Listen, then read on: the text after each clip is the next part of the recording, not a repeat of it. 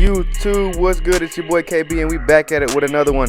Today we're going to be doing a mid-drop fade. We're going to leave the top here trying to grow out the curls and just a little beard lineup. So let's get to it. So we're going to start out by combing out our client's hair to make sure that the canvas is as smooth as can be. And then right after that, I'm going to come through with my Andis Slimline Pro Elize. We are doing a mid-drop fade, so when I start the bald line, I'm going to curve it above the ear and drop it down just a little bit. You don't want to make this line too dramatic though, just make sure that you follow the shape of your client's head.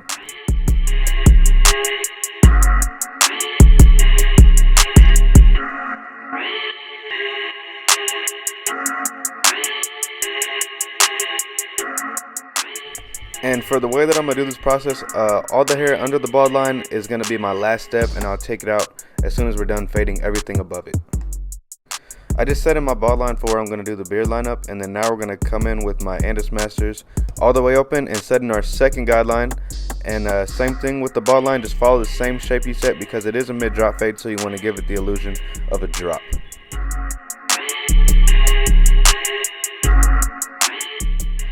And when you're working with curly hair like this, or really any type of hair, you want to make sure to comb after every swipe with the clippers so you know what you're looking at and what you're working on. You don't really want to beat a dead horse. Our next step is going to be to come in with this one close and follow the same shape. We're not doing these guidelines too big because it is a mid-drop fade. And if you look at the top of his head, you can kind of see a split where the cowlicks are between the flat part of his head and the curls. And I don't want to dig too much into that. I just want to kind of blend right into it.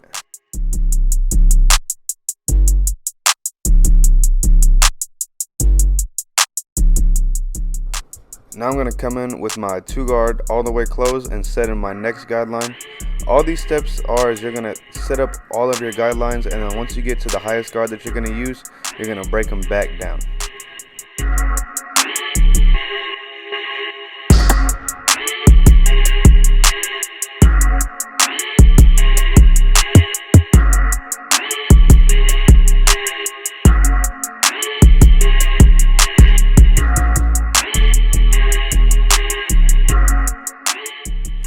Now I'm going to come in with my biggest guard, which is going to be my 3-guard, and we're going to flick into those curls that are kind of leading onto the parietal ridge. And this is just to smoothen it. We are going to come back later with the thinning shears and the clip over comb technique to get that out, but this is just to soften the lineup to make things a lot easier.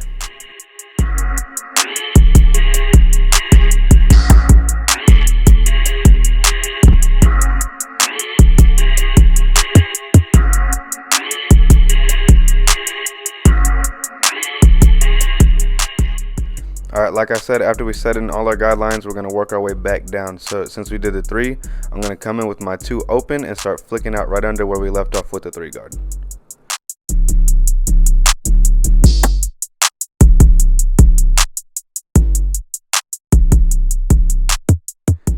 After I finish doing it open, I'm going to close it up all the way and follow up right under that. Next step is going to be that 1-guard, and I'm going to start it with the all the way open. As you see, the line that I'm following is going to be the one right under where the 2-guard was, and you're going to do the same thing as before. You just kind of flick out at it a little bit. I sped this part up because I kind of took me a minute with this because I do the 1 open, 1 halfway, and 1 closed. So just kind of follow those steps until you finish with the 1 closed, and after that we're going to come in with our 0-guard.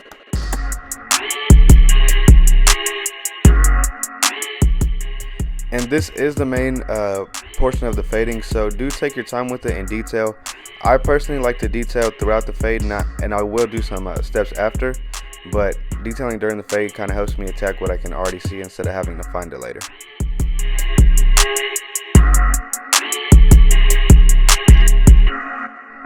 Now we're going to come in with our 1/2 guard, and I'm going to start it halfway open, and then after that I'll close it up all the way just to soften up that line because we're going to come through with the open blader after that.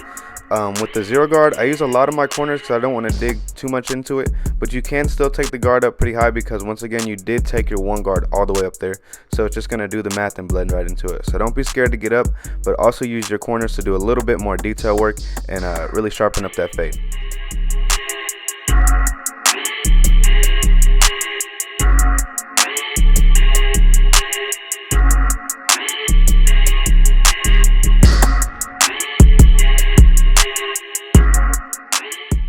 Now that we finished that step, I'm going to come through with my masters all the way closed and start working out at that bottom line. And from this point, We're going to start from that bottom line and work our way up all the way to the open blade until it blends into that 0 guard.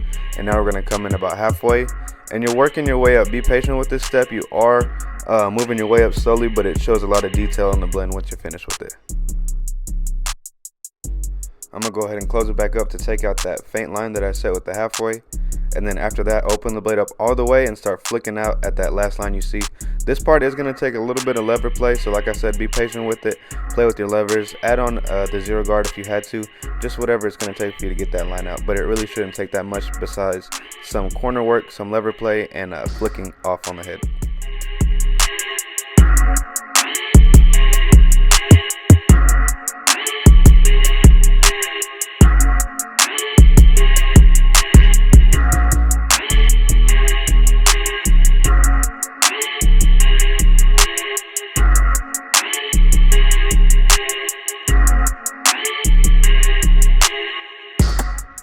So like I said before, I come back with that 0 guard, and I'm just working on that line a little bit more.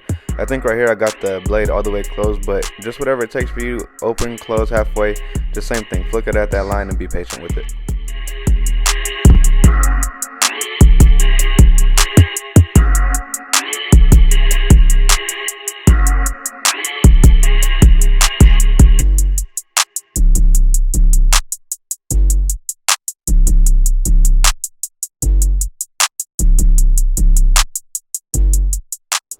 Now here's where I'm doing a lot of detailing with just my open blade. I'm using a lot of my corners and just digging into all the dark spots that I see. This is what I meant by come through later and do some more detail work. And right here I got my 1 guard. Looks like I just flicked it all the way open or halfway, and I'm just working out at these dark spots. The back of the head is always going to be a lot more dense than the rest of the fade, so you do want to put a little bit more time into that area.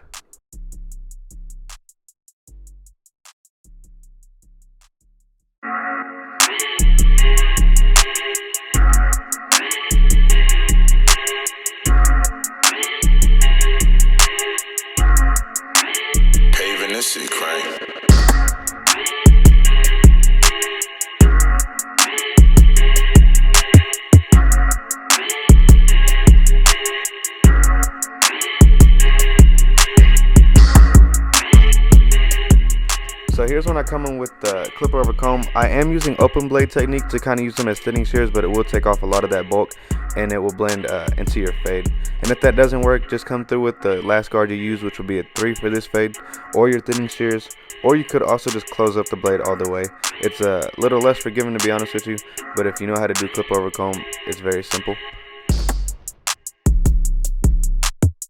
Now I'm going to come in and taper the sideburns of the beard.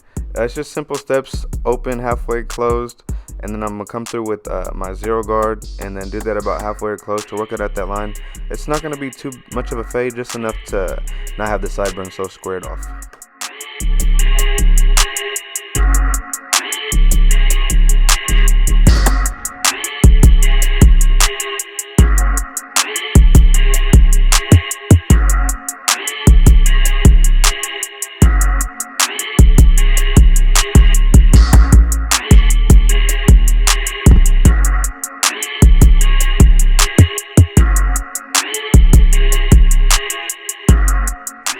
And for one of the final steps of this fade, I'll come through with my wall balding clippers and just bald out all that bulk we left at the bottom.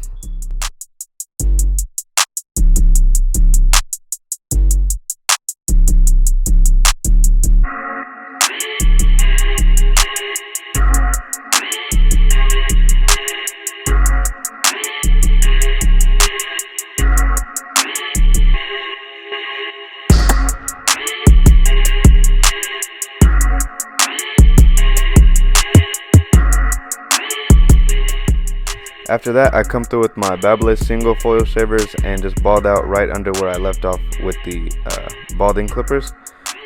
This part you do want to be a little careful. If you set that line in too harsh, it can be kind of hard to take out. So like I said, just follow underneath where you left off with your balding clippers.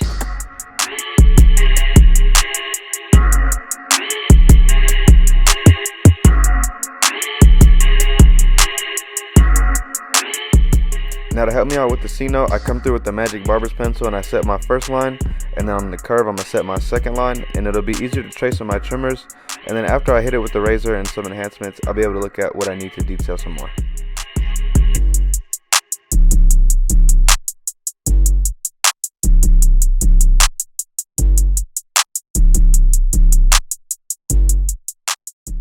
Right there, I'm just showing that is a lot of overhang, so it's not a pushback. I'm just taking all of that hair on the curls that are overhanging on that lineup.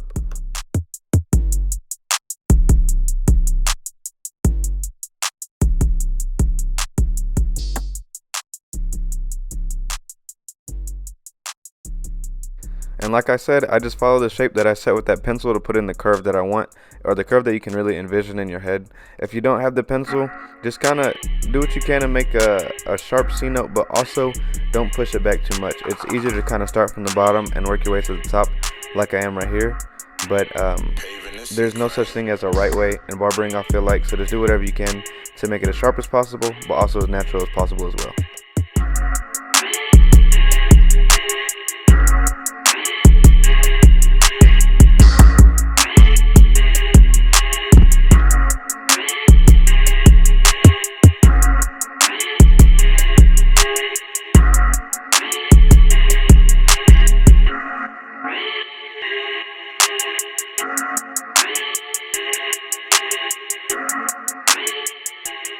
Now that I've done the lineup, I'm going to come back through and detail all the spots that you see. When you do put that line in there, it does pop out a couple imperfections in the fade, and it lets you see what you need to work on. So make sure you do take the opportunity to do that and just add a little bit more detail in there.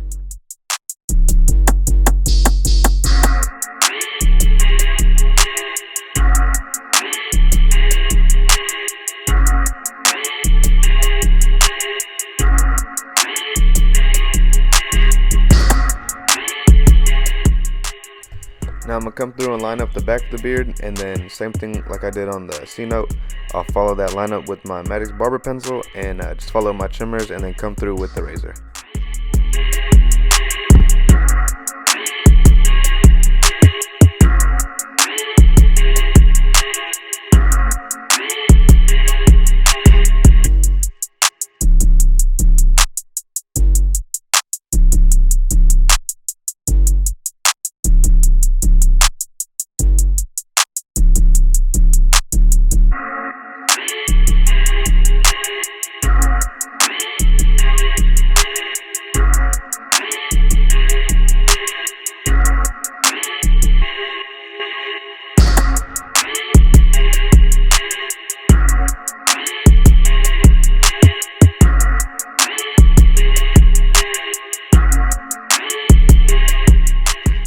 The neck for the clients is a very sensitive area, so when you do use your trimmers, especially if you're using some hitters, try not to push too hard into the neck because you don't want to irritate the skin or hurt your clients.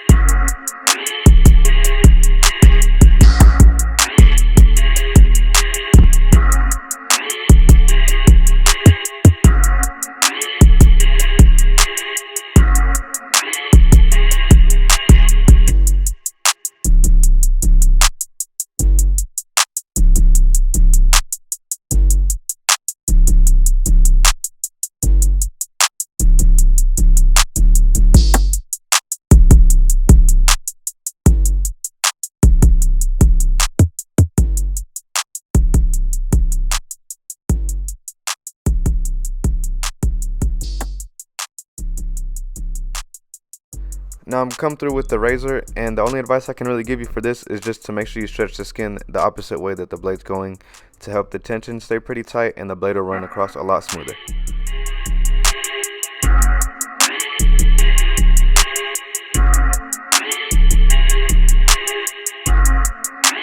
Paving this shit crank.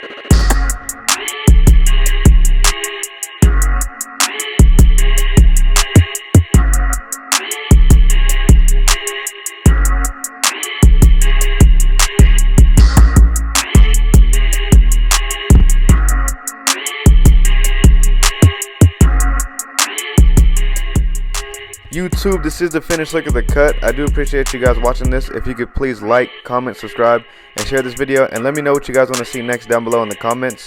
My Instagram is @kbchops_, and this is my YouTube @kbchops. Once again, I do really appreciate you guys watching this. I'll see you next time. It's your boy KB, and I'm out.